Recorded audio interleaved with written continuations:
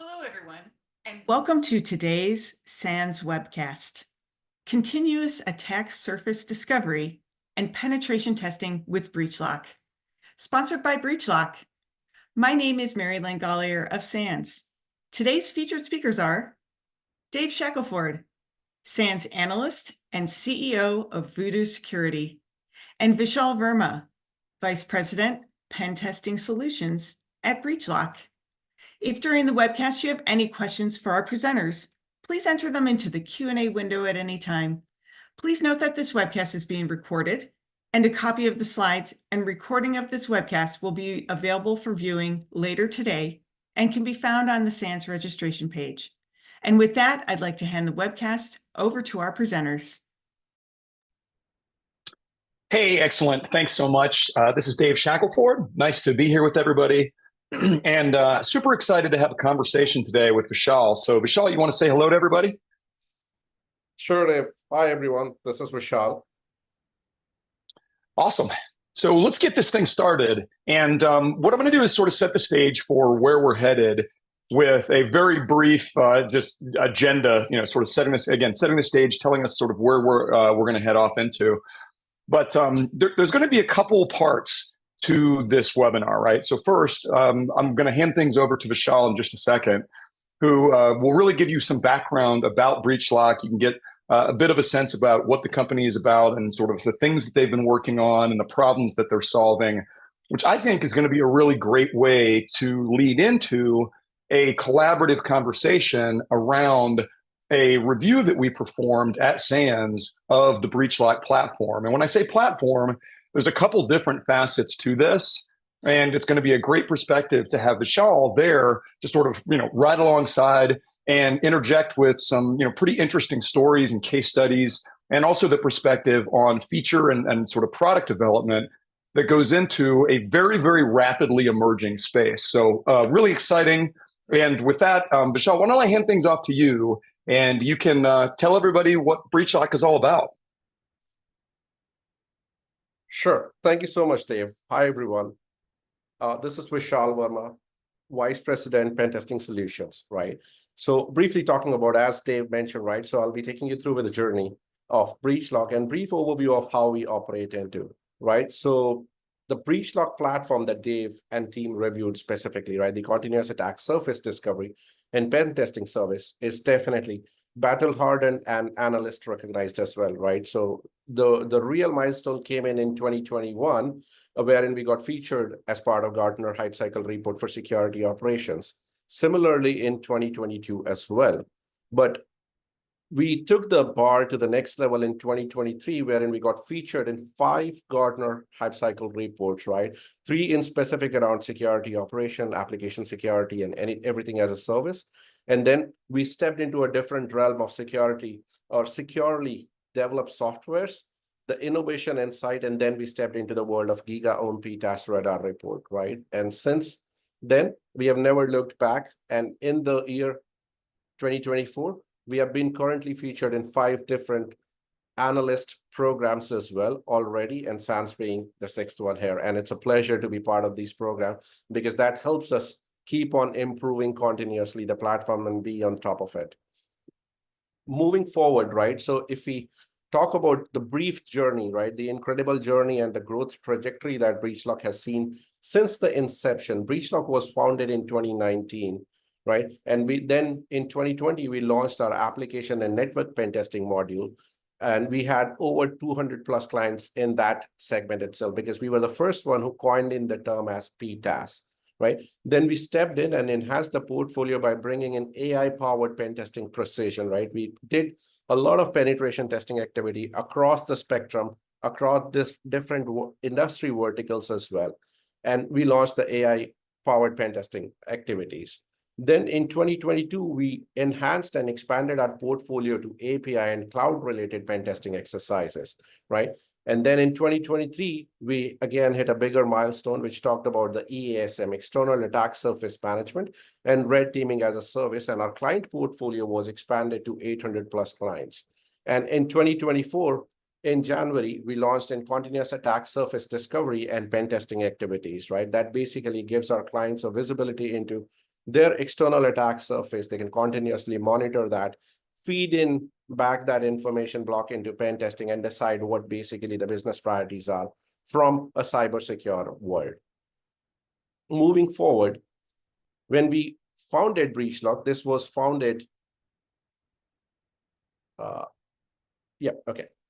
This was founded by SANS, CEO and founder of BreachLock. He was in the buyer's shoes for a very long time. He was operating into one of the biggest banks in the Netherlands region. And he was able to kind of see a lot of pain points and limitations in the traditional pen testing world, right? So with that vision to eliminate the problems that he faced as a buyer, he conceptualized BreachLock, right? And since then, there's no turning back.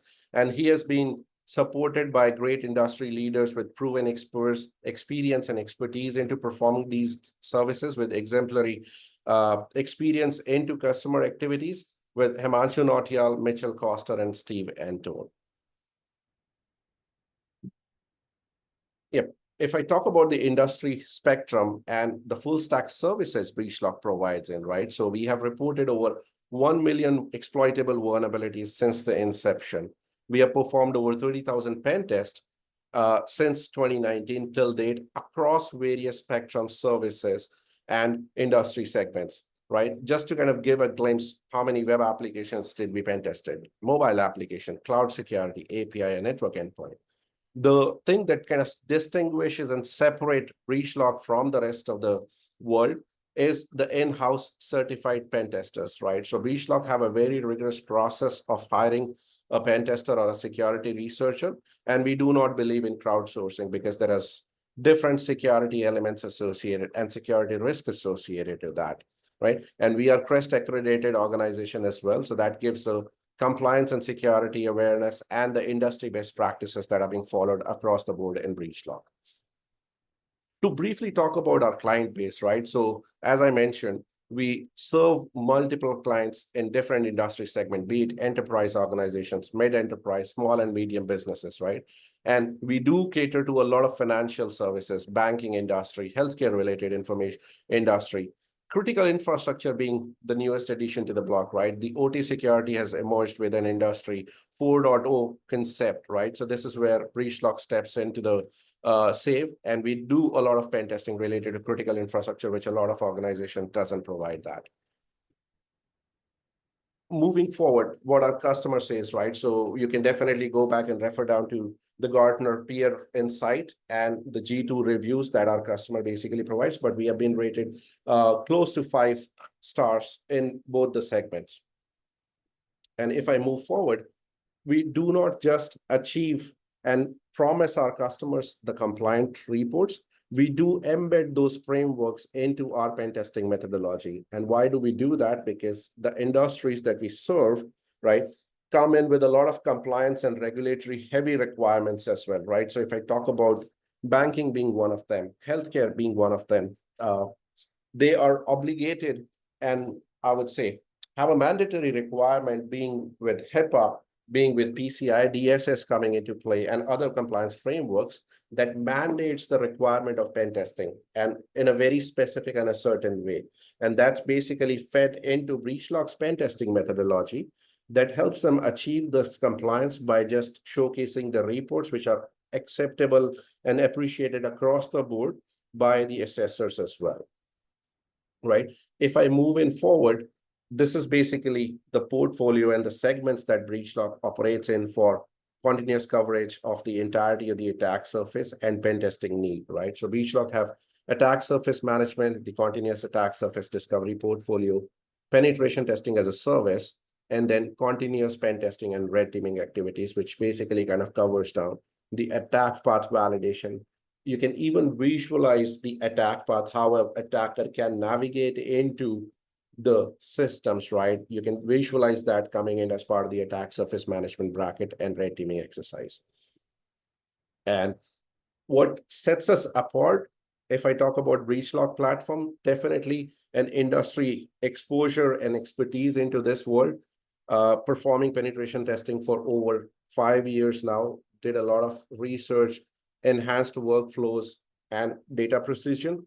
we do bring in a lot of predictability. And since then, we have a very specific framework that we abide in. That's basically BreachLock's proprietary pen testing framework, which provides you consistent, accurate result in real time. And that basically kind of compares the results with the benchmarking as well to provide visibility to our customers where exactly they stand in that industry segment, right? We take away a lot of mundane tasks with the NLP-based AI models, right? Writing down reports, POC integrations, basic vulnerability identification and detection. And that basically kind of saves a lot of time for our human hackers and security researchers to bring in expertise and provide more sophisticated and creative attacks for our clients to uncover the vulnerabilities which a normal or a traditional pen testing vendor wouldn't do. And then evidence-backed result, right? So for any vulnerability, the exploitability aspect comes into play. That's where we provide proof of concept for that specific exploitability, right? And that gives the contextual knowledge to our clients as well, that this is how a vulnerability can be exploited. And that basically kind of helps our clients to fast track their remediation life cycles and achieve more cyber resilient systems in a nutshell to kind of help them progress the journey towards becoming more secure and cyber aware. So with that, I pass on the mic back to Dave. So Dave, we are ready and excited to kind of dive into your report, and I'll be more than happy to kind of share any case study or client's journey that we have experienced in BreachLock here. Awesome. Thanks, Vishal. And again, thanks for that intro, because I think it is a journey, and certainly understanding some of the coverage that you have and really, again, looking at the problem space and what you're trying to help solve with the solution, I think lends itself well to the perspective that we took as we were going in to this review. And I'll sort of kick off that review here in just a minute. But sort of setting the stage for that and looking at this from the perspective, I know when we were first having our conversations and sort of prepping to facilitate the review platform and the environment and everything else, I sort of said, hey, what does BreachLock do? Tell me about the things you're hearing out in the industry that are contributing to the development of the platform overall, but also sort of, honing in on where those big challenges are within a lot of different, types of organizations, whether financial, whether healthcare, doesn't really matter. I don't think the vertical is actually specific to this at all. And the way I kind of came into this, and I'm definitely, sort of keen to see, if this is still really resonating with you, Vishal, because I know you're talking to customers all the time out there. But one of the things that I'm consistently hearing today, particularly with organizations that are shifting into the cloud, they're starting to sort of develop these hybrid infrastructure environments. Sort of two things are driving a lot of this. Number one, everybody wants to move to the cloud. We get this, right? So you're gonna expand that attack surface. But number two, the pace of development and the pace of application deployment seems to be going so much faster than it used to, that I think security teams, at least the security operations teams that I'm talking to pretty consistently, are having an extraordinarily difficult time keeping pace with that and keeping track of all the things that are just sort of cropping up within their environments. And it's not making them particularly comfortable. Is that certainly is that the same kind of thing that you're hearing? Absolutely, Dave, right? So you talked about the pace of development, right? Creating on more features and functionality in the application, the hybrid environments as well, right? That definitely, I would say, kind of, it's a trade-off between the velocity versus security, right? So that's the trade-off that the organizations are currently doing, but they also have to kind of be cognizant of the fact that, yes, it's a velocity-driven exercise, but being more secure makes, I would say, the other side of the coin as well, because yes, if it's not secure, be it feature rich, but eventually it get compromised, right? So yes, we definitely see that challenge coming in, and a lot of vertical that comes in with this kind of request, be it fintech organizations, right? They are very velocity driven, and that's where they want to kind of secure their end products as well. And I would say an inclination towards moving into cloud or migration into clouds definitely come in as part of that security overview, because then you are integrating your on-prem versus cloud. What are the risks associated to the deployments into cloud, right? So that definitely kind of have a very bigger spectrum and footprint into the security overview of the services that we basically provide, and hear back from a lot of clients as challenge for them to mitigate or even identify and uncover in the very first place. Yeah, and I don't think that problem's going anywhere. I think that's going to continue to be a challenge because more and more organizations are moving more and more assets into the cloud. They're building new application infrastructure. They're interconnecting across all sorts of different hybrid cloud environments, and security teams are barely keeping pace with this. So I definitely see this as sort of a theme, or maybe a problematic area.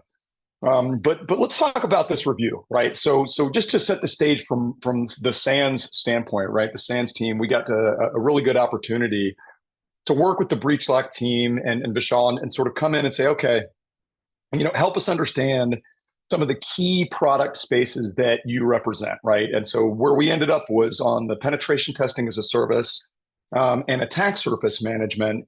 And to me, in a lot of ways, those are very complementary. Right. And so I kind of saw that synergy as we came into this review, because I realized, hey, wait a minute. Okay.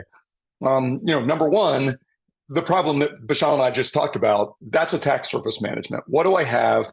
What does it look like? And how can I ideally, sort of get a better sense of this on a more continuous basis? Right. So there is sort of that piece of it.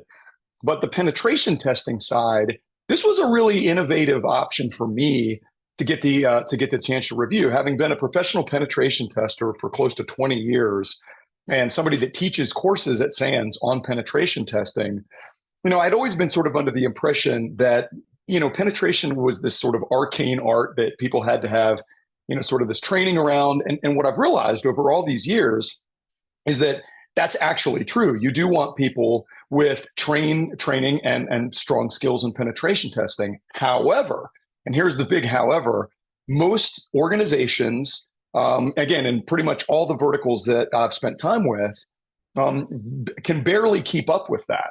Even if somebody on the staff has some penetration testing skills, and if they've got compliance requirements and they need an external party to come in, a lot of times that's once a year, or it's more sporadic than an organization would like, in light of the fact that so many things are changing, and they're changing much more rapidly than ever before. So I sort of got a great opportunity to look at this through that lens, both as a SANS instructor, course author, and so forth, but also just professionally as somebody that's been a consultant and doing this work. I said, okay, this is probably something that's really going to help a lot of organizations that just, they can't keep up with this, right? They can't keep up with that. And I guess, coming into this, Vishal, you and I never really talked about that aspect of it necessarily. But is that a theme for you or for the teams that you're helping? Like, hey, we know we can't begin to keep up on our own. I definitely second that thought, Dave, right? That's where you bring in experts, right? So as you talked about the threat landscape, right? You talked about threat vectors, threat attackers, right? They continuously evolve their tactics, techniques, and procedures, right? To break into a vulnerability, right? That's where you have to kind of bring in an expert for sure. It may be a workaround for one-time fixes or a compliance need that an internal and independent assessor can do it. But if you bring in an expert, definitely that's where the threat landscape really starts to kind of get bigger and more clearer to the clients, because there were a lot of clients that comes back to us wherein they were using their internal teams. But when we started off with the assessment with them, right, that's where they started to kind of uncover a lot of vulnerabilities, which were not part of their focus as part of their internal team's assessment, because they were not up to date with this data breaches, the TTPs, which are being cropped in, a lot of exploitable vulnerabilities coming in from CISA, exploit DB, and whatnot, right? So to keep up with this threat landscape and the velocity of that being coming into play, you definitely need to kind of bring in experts. And we definitely see that as a void in between in terms of assessing that requirement more thoroughly and understanding the risk associated with these kind of requirements. Yeah, that's a really good point too, because not only are people not keeping up operationally with regards to performing the assessments themselves, the sort of background context and the threat intelligence that's needed to have a current, up-to-date assessment is something that organizations aren't keeping up with as well. So yeah, having that all sort of added into the platform definitely makes a lot of sense. And just to sort of move us ahead here, it couldn't have been easier to get started with. And so anybody that's ever listened to me in any of the SANS webcasts that I do, I tend to have this bit of a soapbox that I get on about ease of use.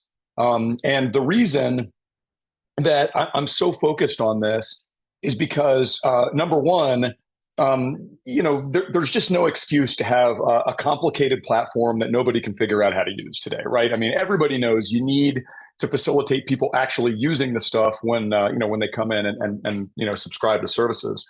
But number two, and maybe here's the bigger part, if you have complex platforms that nobody can figure out where to go, what to do, what's next, what they're looking at, they tend not to use them. And so it's not so much to say, hey, look, you can go sign up for BreachLock and become a customer, but you want to make use of the platform, right? You want to put this into practice, and just right out of the gate, I will say from my own experience, the benefits are definitely several, and we're going to get into those as we progressively go through and talk through the review.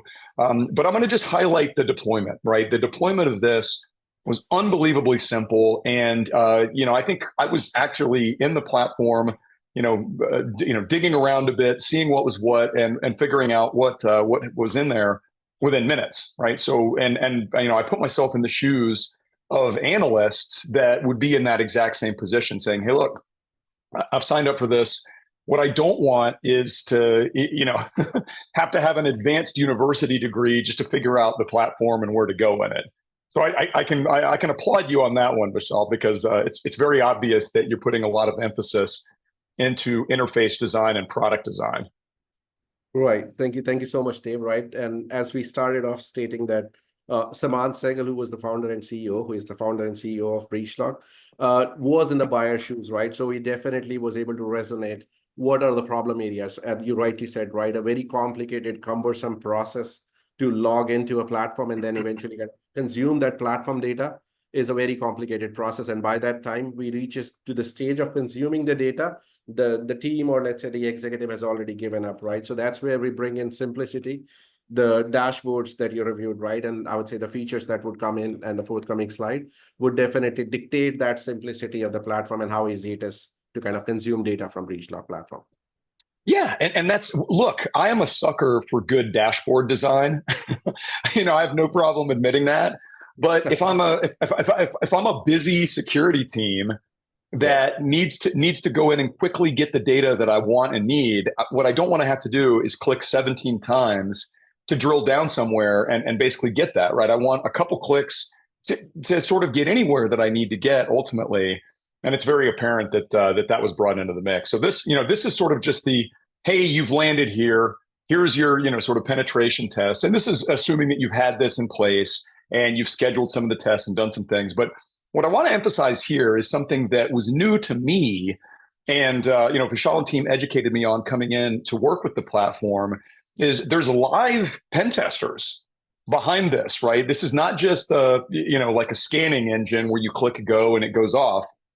No, couldn't be further from the case. There's an entire team performing actual penetration tests and validating results and actually in the mix on these assessments that teams are scheduling and performing.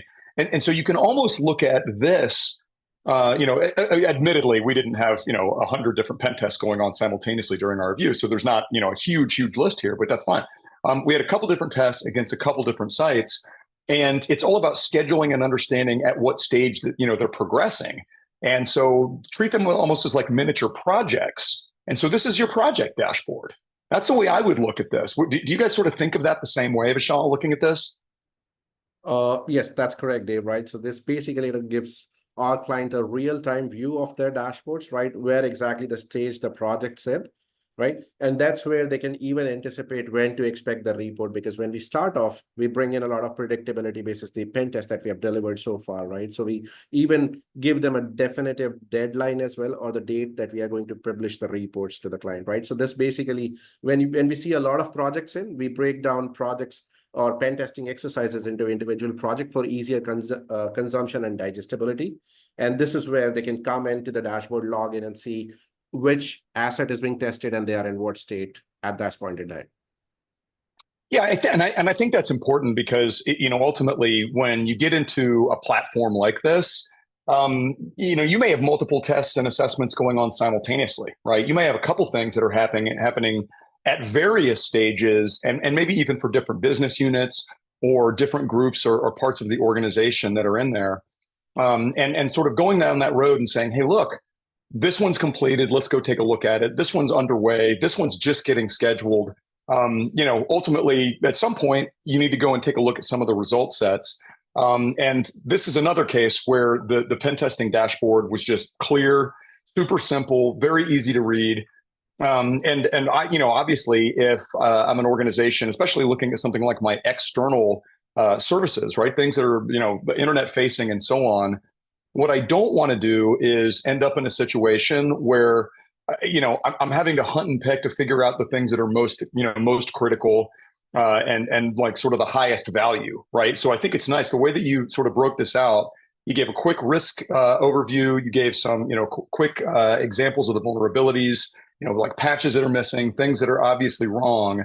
And so I don't have a whole lot of work to do to say, okay, here's the things I need to go focus on right now. And we'll take a look at those things, again, imagine air quotes here, because it's all about vulnerabilities and exposure factors, things that are exploitable, things that are in fact real risks to an organization. You're going to want to get to those and get to them quickly. Right, that's correct, Dave. Right, so I'll just quickly share a short story here. We were having a conversation with one of the executives, the CISOs of one of the biggest banks here in Europe, right? He was of the very same opinion. I can see the projects in current time stage, right? That's absolutely fantastic. I can see what projects we have completed, which stages they are in. But what is the actionable insight for me as an executive? I cannot dive into individual project in detail and see what I need to do. The moment we presented this dashboard to him, he was able to see, wow, now I can see a very educated view of what my risks are, right? So I can see the overall risk to the organization and then bifurcated risk on individual target assets, right? That basically kind of helps him navigate from the critical severity risks, take a peek into it, prioritize the remediation of those target assets, and then invest in efforts to remediate, I would say, vulnerabilities or issues on the target asset, which does not I would say pose that big of a risk to that organization, right? So this basically helps a very clean view to absorb and take a very educated decision to prioritize the remediation efforts for any of the executive or individual looking at this dashboard. No, that's awesome. And yeah, I want to emphasize this is collective. So if you have multiple assessments, this is rolling up into sort of like a collective dashboard to see, again, air quotes, everything as those results are coming in. One of the other things too, because you can perform a variety of different types of scans. And so you can say, okay, look, I just want to run a quick immediate scan, that's maybe just to get a sense of some of the surface of that web application and maybe get a quick result set back on that.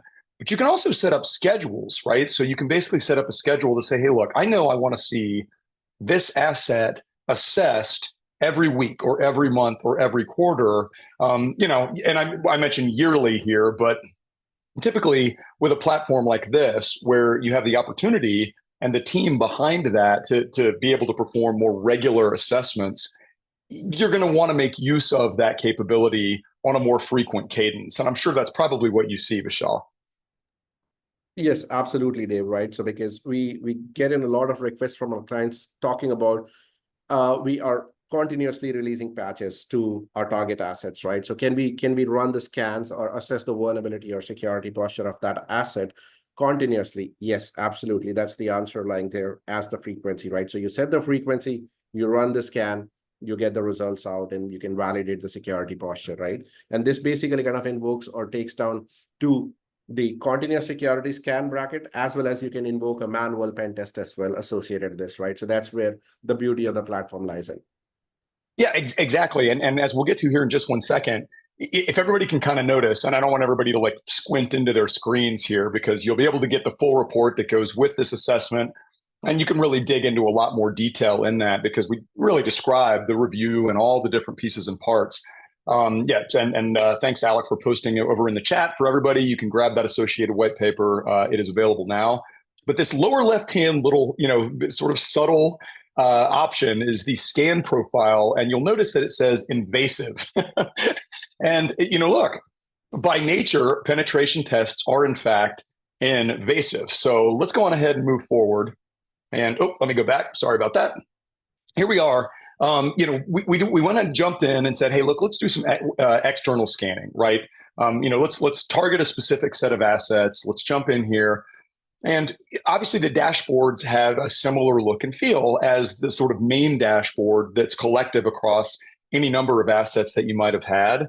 But in this case, what we were looking for is this one asset. And let's say, for example, you're testing out a new application, right? You've got something that maybe it's an unknown to the organization. You haven't assessed it before. You've got to get a really good sense of exactly what's there. You can hone in specifically on that particular asset or that set of assets. And so we came in and look, what do I want to know as a security analyst, right? As a security operations professional, I want to know quickly, am I missing critical patches or packages in application space? Am I looking at, nasty vulnerabilities that might have just come out into the market that, I don't have real visibility into? And again, I want to obviously know what my risks are. So the dashboard design, again, super simple. And the nice thing that I found here too, Michelle, I'm sure this was an intentional design element of this is, hey, look, you can click into this, right? You can go to the places you need to go and you can get there very, very quickly. So I would look at this as sort of like a launch off point to get to the other places that we're going to go here. That's absolutely correct, Dave, right? Because that's where once you start to kind of hover in, you get the visibility into what the assets and the target are assessed, and then what are the critical vulnerabilities or the type of vulnerabilities you dive into, right? So this is basically a breadcrumb on zoom in, zoom out view. The moment you click in, it takes you to the next page. Basically, that gives you a visibility into what all vulnerabilities lies in there. And that's how you can still navigate in the platform in a very intuitive manner to come back over the risk posture, then see it, and then eventually navigate further as well. Yeah, absolutely. And so to me, I kind of like the way that you guys broke this down with, patched vulnerabilities and unpatched vulnerabilities, because as we're going to get to here in just a minute, what that also helps an organization do is track progress, right? So one of the things that I've always sort of, said to a lot of my students when I teach pen testing classes is, hey, look, you can come as a pen tester and hypothetically find issues. Okay, but finding issues is a means to an end. The end being ideally fixing things. And so this is part of a vulnerability management cycle. It's not so much to just say, hey, look, this is an exploitable asset. Now I know this. Let's make it unexploitable by putting those fixes in place, making sure that we're actually performing some degree of remediation. And to me, as we're going to be talking about here momentarily, one of the things that really stood out was just how easy it was to sort of go in and perform retesting and revalidation, which sort of brings this all together for me. We're not necessarily showing that here in this slide, but I think that was a really important point of the platform that I appreciated as a security analyst. Absolutely, Dave, right? So that's where we get a lot of applause from our clients as well, because what BreachLock started off with a vision of fast tracking, taking out problems out of the pen testing cycle, right? Because earlier, if we envision, it was a very cumbersome, complex process, right, to engage with pen testers in traditional world. What BreachLock has done, basically, you rightly pointed out, the bright feature of it is the retesting cycle, right? So it's basically a race against or race between defenders and attackers, right? And how soon we patch it, I would say the defender wins, right? If you leave it open, the attackers might win, right? So this circular button on the right-hand side in the action basically leverage the automation engine that BreachLock has devised in to assess the implementation of those fixes, right? That basically is available on this page as well, the moment we click on that dial button on the ID, right? So that's where we are aggregating and I would say accelerating the entirety of the DevSecOps life cycle for our clients, right? So they can implement the patches, come into the platform, click on this button, an automated retest would invoke, and they can validate whether that vulnerability moved into patched. If it does, yes, the implemented fix are fine.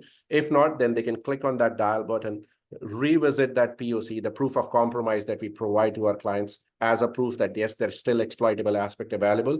They can follow the remediation guideline, retest it, and then evaluate whether the patches are working fine for them or not.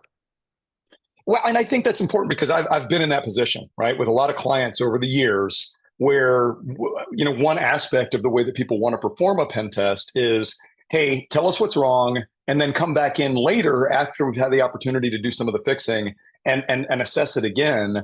And coordinating those schedules between tester and the customer is not always trivial at all. And so the ability to sort of control that and coordinate that much more flexibly, just like this, that's really I think that's a strong feature. I really do. So yeah, that's really cool that you have it sort of right there in one place. So that was sort of the network assessment side of things. This is the web application scanning, where we had a whole bunch of different plugins that we can go in and turn on, turn off. Obviously, again, same thing. Some of them more invasive than others. And anybody that's ever done any assessments of web applications, as I always sort of jokingly say, web applications have personalities, right? Because they reflect the developers. They have always some weird little configuration options and things that people sort of sprinkle in there. And particularly for things like new web apps, where you really don't know what you're getting into, if you're testing something in production, you're probably not going to want to be particularly invasive, at least at the beginning. Get a sense of what's there, find out what those assets look like, and then you can start selectively choosing those different plugins to enable that are a bit more invasive. Do you see that approach as the most common one, Vishal, or is that just me being super cautious? No, Dave, right? So it definitely kind of becoming a bit more common because the velocity of development, right? You are bringing in more features and functionality, right? That's where these capability to kind of run specific assessments onto the target asset as the features are being developed, right? Definitely helps our client to have an incremental view of the security posture of that specific feature they are bringing in, and then analyzing if there are any regressions being introduced there, right? So that's where I would say we provided that flexibility to tailor down and cater down to very specific testing path, or let's say an attack path to be exposed for a target application to be assessed on, right? So this basically gives our clients a faster turnaround time, because not we are running now, not the entirety of the suite of assessment, but very specific plugins to assess that vulnerability into that specific feature. Yeah, and I think that especially for web applications, what you're dealing with is more than likely not just infrastructure teams. You're dealing with the actual developers themselves, who, if there is a problem, are going to want to get under the hood, as I say, and see things like the requests and responses that sort of prompted the vulnerability in the first place. And naturally, that's the first thing that I always go look for as an assessor, to say, hey, look, can I see that, right? Can I see not only what was requested in sort of sending a scan or sending some sort of assessment or some sort of exploitation model in there, but can I see the response so that I can see what it was that came back to me? And so having that sort of neatly represented in one sort of screen like you're seeing here was really valuable, because you can easily take this and bring it over to the developers and say, hey, look, this is not just a false positive. Here it is, right? And so this is, and just being able to show them this alone is huge. Right, that's correct, Dave. Right, just to kind of. And I think that takes us. I was going to say that takes us here. If you want to talk a little bit about this concept of the POC. Sure, definitely, Dave. Right. So if we talk about a lot of pen testing related activities and the scanning capabilities, right? So there is a lot of false positive that come into play, right? Which basically adds on a lot of noise to the security teams, right? Or the security researcher wing or security operations team to remediate that, right? Think from a perspective of a banking organization which have 2,000 assets internally. And on an average, if I talk about a use case, they have 10 vulnerabilities, right? So we are talking about 20,000 assets in line.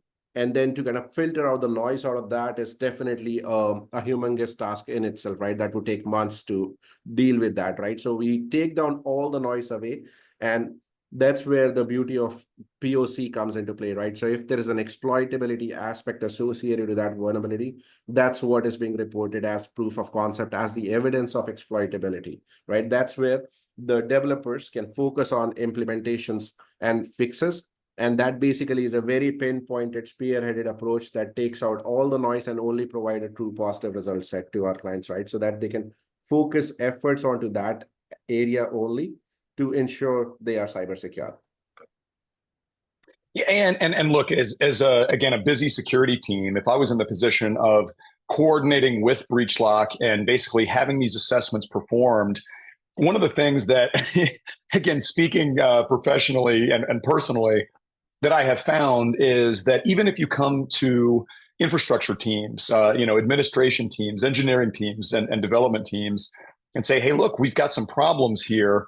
Sometimes there's skepticism, right? Sometimes there's a hesitation to acknowledge those results because, sometimes people think it reflects poorly on them or what have you. So you got to have this, right? You really got to have all these details to be able to say, no, look, this is, not only proof that this is actually vulnerable and potentially exploitable, but here's all the information about it out in the industry, right? Things like CVSS scores, different remediation recommendations and instructions. Here's how you fix these kinds of things. But more so, here's why you need to fix them, and here's proof of exactly that. So I think having more detail is always preferred. Okay, security badges.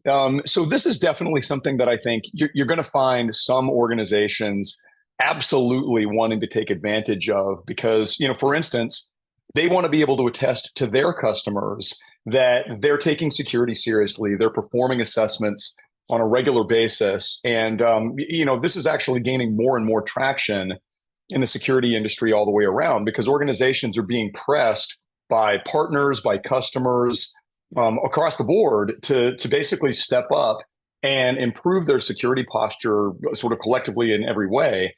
And having something that says, hey, look, this thing has been assessed, whatever this thing might be, whether it's an application, whether it's a network asset, we've performed assessments on a regular basis and we've got some proof that that's being done. So I like this, right? I thought this is something that, especially some types of clients, particularly in maybe heavily regulated industries and things, are going to want to be able to show their customers to maybe make them feel more comfortable with the state of security within that organization. That's absolutely correct, Dave, right? That was the concept that we started off with, but just wanted to kind of narrate a use case story, right? So we were working with one of the healthcare industry clients, and they said that we are hosting a lot of PII related information, and the pen testing report that you have produced is definitely classified as classified, right? And it's a protected information that we cannot share it across. There is an executive report as well that is being produced from BreachLock platform, but that's where this concept came into play, and I would say kind of solve the problem because they did not want to even share the executive report because that has list of vulnerabilities, and they wanted to say, we do not wish to share that sensitive information with any of our customers, right? So then they embedded this badge. Anybody can click on it. Without sharing any sensitive information, they can gauge the security overview of that application, right? So that's where this comes in handy as a badge embedded into a web application or to a network asset to evaluate the overall security posture, be it as a regulator, be it as their end clients or an internal stakeholder, right? They can leverage this as an online advantage. And then the offline is basically the certificate that's being produced, right? It does not contain any sensitive information related to pen testing or to the target assets that we have assessed. It just talks about the overall security posture of that target asset that we have assessed. Yeah, and like I said, I think you're going to see a lot more of that in the industry collectively in the next couple of years as more organizations realize, hey, this is nice. Yeah, we can't give you the details for about a million reasons, but we can validate that it's being done, and we can do so on a regular basis, right? So just to finish up our discussion around the penetration testing as a service, because we definitely want to get to the next platform component as well. The ticketing, right? So the ticketing model in here was really easy to use. And basically what this allows you to do is coordinate with the BreachLock team, and you can rank these with a number of different things around priority or different categories. And this allows you to check in with the team and say, hey, and the pen testing team, the project management team, to sort of help go through and say, hey, look, we're trying to coordinate this. We're trying to get some additional validation of this, et cetera. And again, I tested that out. I don't think I sent in any particularly alarming tickets during my review, but I did find that it was it was something that the team was very responsive around and got back and gave me the feedback that I needed. And I think, again, especially with a lot of different assessments underway, it's good to have sort of that immediate sort of connectivity mechanism to get back to the team on the back end and ask questions and get some feedback on things.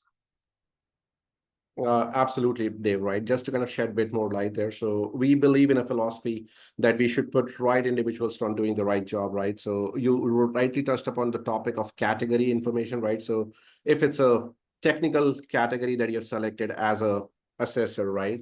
Or as an end client, it routes automatically to a technical SME, right? So it would not route to a non-technical SME that would just kind of banging his head around on the wall and try to find out answers for it. It basically kind of writes down to the right team so that we can respond that ticket within the SLA that we have embedded in, right? So if it's a non-technical or an administrative related activity, it can route down to the project managers, right? They can respond back fairly quick because that's where the forte is, right? So that's where the topics are very creatively defined and very scrutinized in a manner that who can work on what type of activities, just to kind of provide an absolute value back to the clients in a very time sensitive manner as well.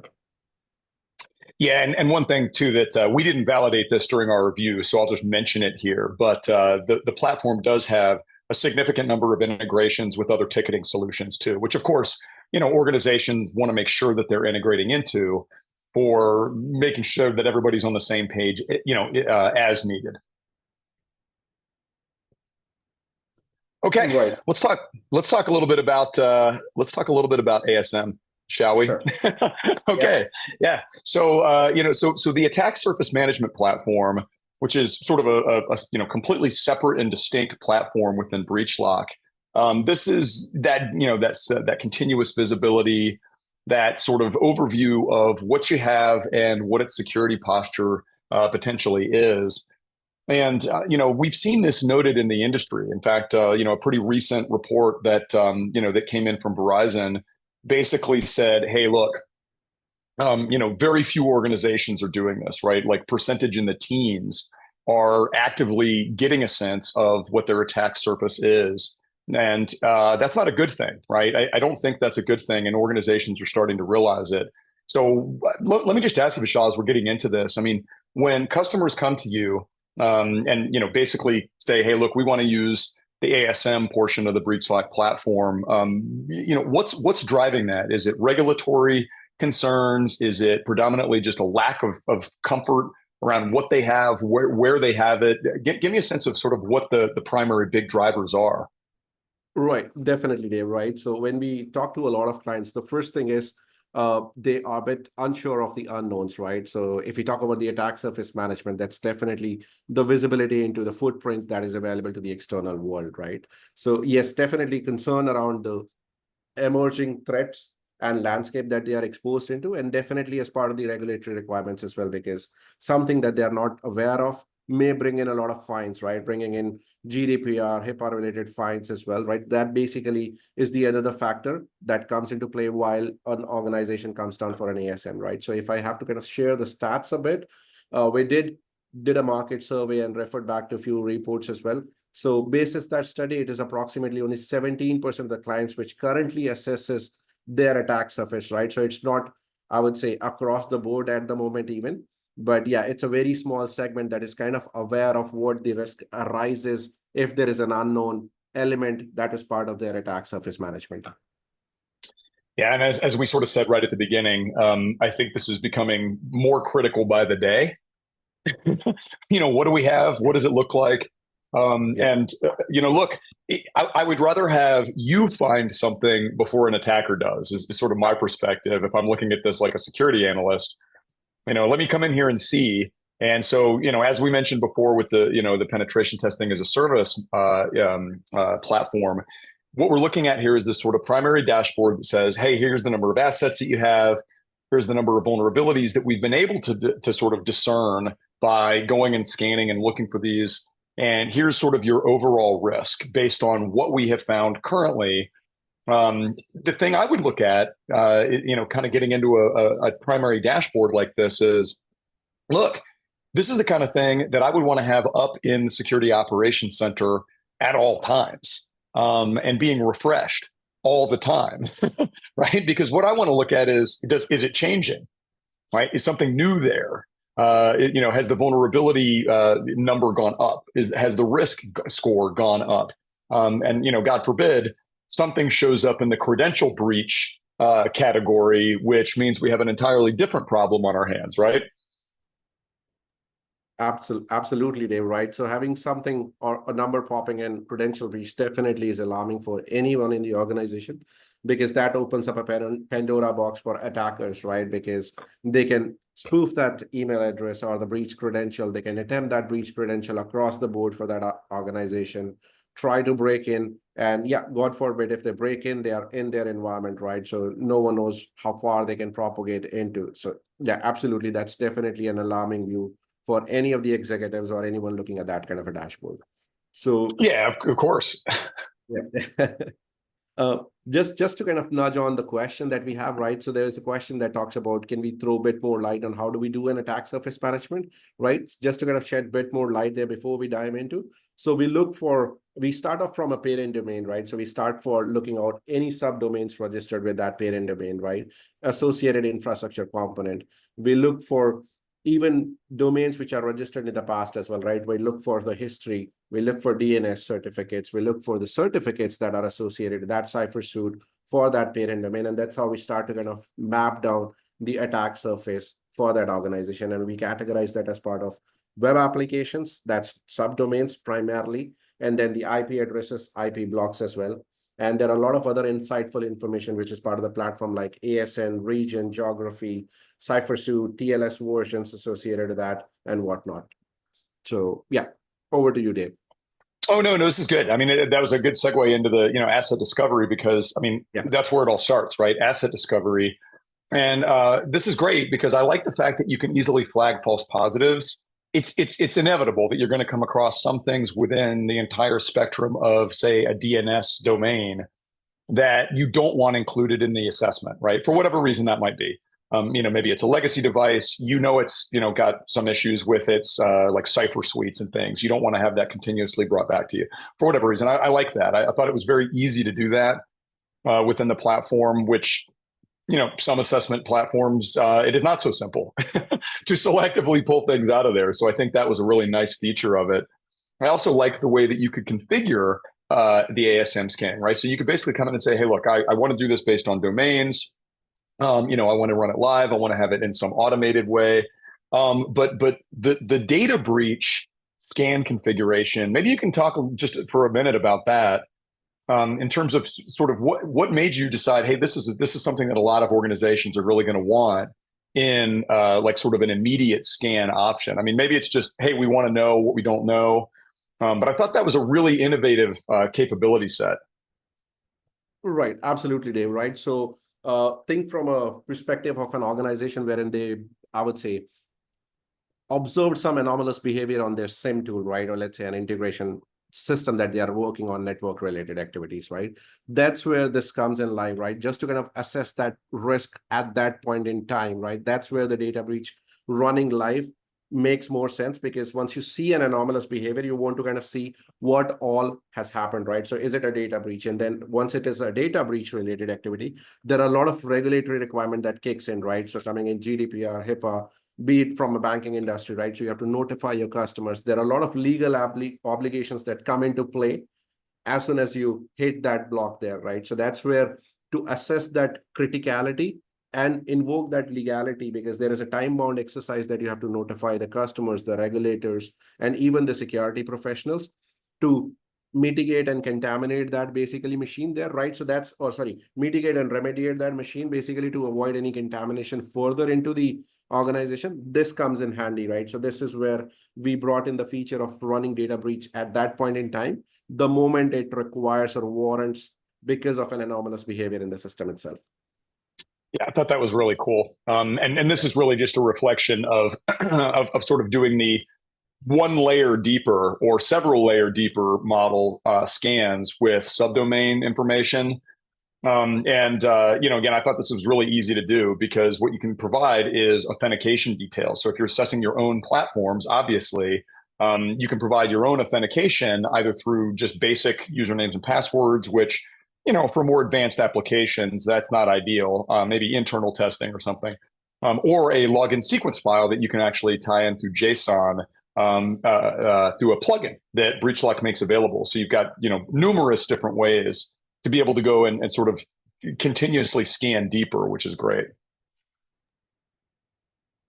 Okay, so I know we're running short on time. I want to make sure we hit some of the other capabilities here and other things that are inherent within the BreachLock platform. And obviously it's very difficult for somebody in my position to, actually assess all aspects of a backend AI engine, but it is there.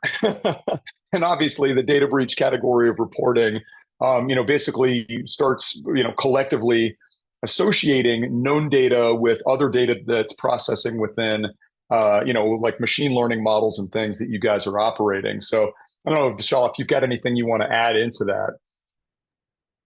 Not specifically onto this one, Dave, right? So we do assess the credential exposures, definitely that's available on dark web. But alongside that, we do assess the exposure of the entire organization, right? So if there are any specific files, data sets which are hosted on dark web for that specific organization, right? So that also is part of our assessment. Think from a perspective of document fingerprinting, right? So whenever we publish or an organization publish an annual report, right, which is available to the public, there is a lot of metadata that get exposed and attached to that document. And if that document is hosted on dark web, it can be stripped away, that metadata, and then can be used as part of the attack paths to that organization, right? So this is where the dark web exposures come in handy, and then the client can kind of, or the organizations can start to kind of imbibe more onto the IRM and DRM related components and controls, just to kind of avoid any misuse of the metadata files that we extract out as part of the attacking mechanisms. Excellent. Yeah. And again, it ties into the lack of time that a lot of security teams have to go look for any of that themselves, or even the knowledge of how to do so. Right. So I think that's really useful. Obviously, there's going to be reporting. We're talking about discovery, but we're also talking about potential vulnerabilities that are found and discovered as part of this platform's, scanning engine. And as we saw before, again, a nice, clean vulnerability dashboard that you can go in, quickly see the risk levels of specific elements, the different types of assets that are impacted and how many of them there are with, various types of things. And then, I'll go ahead and just go ahead one more slide. You can immediately get down into the real details of this. And so once again, this is where you have some of the evidence that comes back in with, validation that shows you, hey, here's exactly what was sent. Here's exactly what came back. Here's the, CVSS scoring. Here's some links for things around this, additional places that you can go to learn about remediation for this. So as I said earlier, when we were talking about the PTAS platform, the more detail, the better. Right, the more detail you got in one place, easily accessible, all the better. And Michelle, if you want, maybe have a comment on this. I thought this was a really cool feature, by the way, of the ASM platform, is the activity log. Right, so in other words, you can immediately go back in and say, hey, look, at exactly X time or Y time, these types of assessments were being performed. To me, that's almost sort of facilitating sort of purple team models, or basically helping the internal defensive side have a better understanding of exactly what was done and when, so that they can go and take a look at that. Absolutely, Dave, right? So yeah, we did envision that as part of the assessment, because when you do these kind of very complex arrangements, right, you talked about red teaming, purple teaming exercises, you have to kind of do a lot of corroboration with the logs and the activities that were happening at that point in time, right? So that's where this comes in handy. And I believe the next screen would talk about the activity details as well, right? So just a next level of granularity and details. Sorry, I think it's, there was one screen that we saw, which talked about very specificities in terms of what activity was happening at that point in time, right? Just for a corroboration of the logs. And the second piece of that is, again, the compliance angle as well, Dave, right? So a lot of compliance requirements are we continuously monitoring the surface, right? Or the target asset. This is coming in handy again as part of the visualization for the auditors or the assessors to see, yes, we are continuously reviewing our attack surface or the specific target asset that is under the review or under the part of the audit as well. Yeah, and we actually do have another screen that shows some of that here in just one second, but I do want to just highlight a different view, right? So obviously, we're looking at, a specific asset versus the vulnerabilities. So you can basically flip around and say, okay, I want to look at an asset and see exactly what's there, or I want to collectively look at sort of all the vulnerabilities that have been discovered. And so it's just different perspectives, but again, I just want to highlight the ease of use, right? Just the ease of use coming in, quickly getting to that. And let me just show one additional layer of some of that stuff too, which is coming back to what we just talked about for that sort of, blue purple team scenario. You can get a nice breakdown of exactly when things were started, when they were completed. And so you can go back to logs and other operational aspects and correlate all that, right? So this is where this, you say, hey, look, did we see this? Did we see anything around this at this time? Were alerts being generated? Who knows how you would want to make use of this? But I just see that correlation capability as something that's very powerful. Lots of functionality in there. So again, here's your asset inventory. I'll just highlight that very quickly. Since I know we're pretty much out of time, what I'll do, because obviously there's an associated report on this that I encourage everybody to go check out. There's a lot of other services that BreachLock offers. We didn't have an opportunity to really test those during the review, but I think some of the managed services that are there is, that's a huge differentiator, right? It really brings a lot in because it's not just a platform. That's obviously one part of this, but you've got actual human expertise that you can subscribe to or bring into that subscription to say, hey, look, we're going to, sign up for some of these things as well. So I'm going to end on that. Vishal, I just want to thank you very much for joining me today. This has been a lot of fun to go through this platform and spend some time with you guys. Same here, Dave. Thank you so much for giving us an opportunity to kind of showcase the capabilities that BreachLock have and demonstrating how we can make the world cyber resilient. Excellent. Well, thanks, everybody. Thank you so much, Dave and Vishal, for your great presentation, and to BreachLock for sponsoring this webcast, which helps to bring this content to the SANS community. To our audience, we greatly appreciate you listening in. For a schedule of all upcoming and archived SANS webcasts, including this one, please visit sans.org/webcasts. Until next time, take care, and we hope to have you back again for the next SANS webcast.